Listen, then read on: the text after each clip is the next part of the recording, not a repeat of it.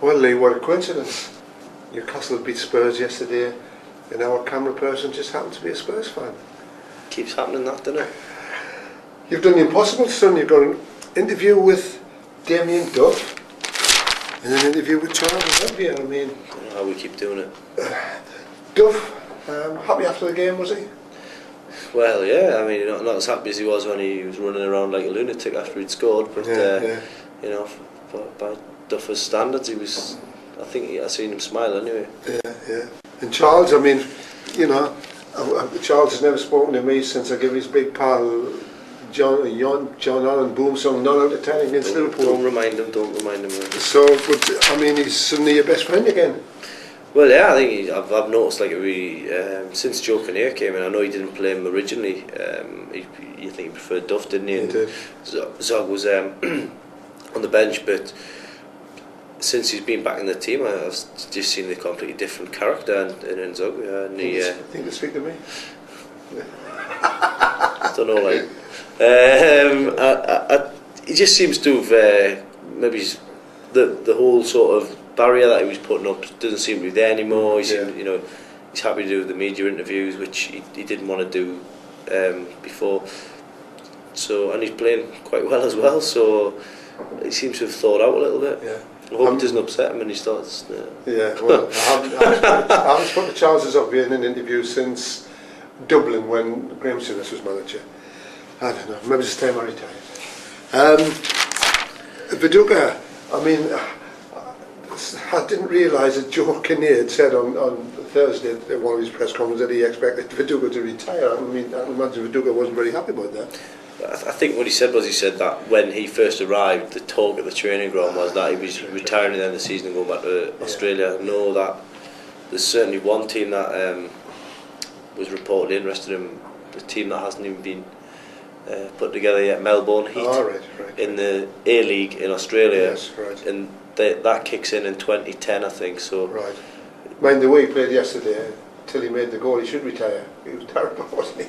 And then that's you know what I say about Michael Owen, don't we? You know what I mean? He doesn't do anything, and then he'll just pop up with a goal, and that's all he'll do. But that's what he's there for, and I guess players like Viduka are the same. Yeah, I mean Harry Redknapp came in the press room before the game. He was watching the telly, Man City in West Ham, and West Ham was this? Man City and West Brom.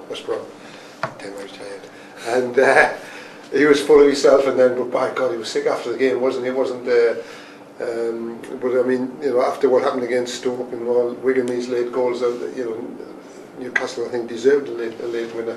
Yeah, and it's done so much for them really. It's, you know, just pulled them away from the relegation area, and they're looking up now. I mean, if they win the next 2 games, and they don't want to get carried away, but yes, they'll be 6th or 7th in the table or something like that.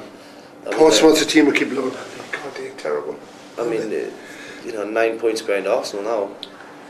Right. I mean, I must say, you know, things have been so bad, and the fans are so desperate. I mean, the celebrations yesterday, you think Newcastle won the FA Cup really, weren't they? But it just shows how bad things have been, and they're desperate for it. You know, whatever happens is still going to be a wasted season, but, you know, let's not begrudge the fans something. And then Wigan on Boxing Day.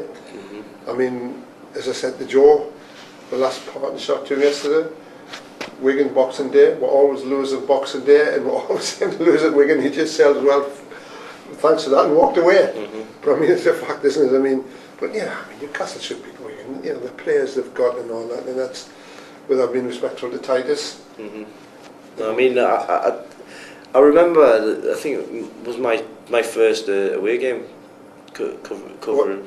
When I had to find the press box with the official. No, that was the second one. But there's been some bad memories down there, believe me. Yes, and you do get nice pies. And that's where the niceness ends in it. But I mean, it's always been a nightmare down there. I mean, you've seen Alan Shearer have a goal disallowed there. Yeah. Nobby Sloan miss a penalty. It's the graveyard for the managerial careers of Sam and Graham Souness. That's where Graham Souness' problems began when when Newcastle reserves were beaten by Wigan, and I got lost and bumped into the fans, and they were praying on Freddie's car, and that was the end for him. But it's actually my last away trip for the Chronicle before I start my new challenge when I become a man of the people. So let's hope it ends on a good one, and Newcastle fans, you know, it was not a repeat of what normally happens on Boxing Day or at Wigan, and they're celebrating over Christmas. I've got some good news as well. The Prozone man now at Derby with Paul Jules, so he can't have a fight. The one I had a fight with. You can have a fight with him, so. Okay. I got retired.